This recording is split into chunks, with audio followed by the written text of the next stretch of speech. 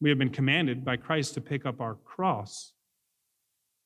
Do not mistake the resurrection like the prosperity theologians do, as if there are no more valleys, as if there's no more work to be done. It is finished, make no mistake, but he is willing and working in the redemption of the world through his people, which still have crosses to bear. Not for atonement, not for purification of sins, that is finished, but so that we be made more and more and more into the perfect image of the Son of God, by the grace of God.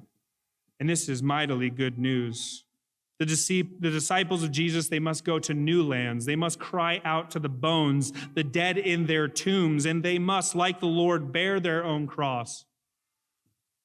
When you do evangelism, you are proclaiming to dead bones. Your stories, they don't matter. Your tactics to get them to join to Christ, the living God, do not matter.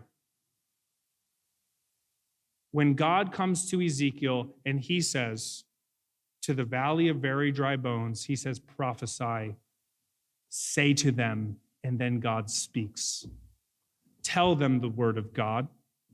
Oh, that there would be a church, that we would be a church, and that the church would continue to recognize that the scriptures are our very best of friends in evangelism. By no means something we hide under a bushel. It is the living word of God, sharper than any two-edged sword, cutting through marrow, cutting through the hearts of men, proclaiming the gospel, which Romans says is the power of God unto salvation. Let God do the saving. Not our snacks and our fog machines and our music. Let God do the saving through the proclamation of his word.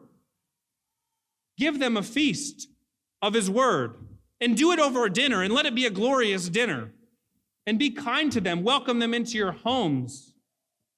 I'm not saying disregard all practical ways to love people. By no means hear that. But if it does not involve the word of God, you are not doing evangelism.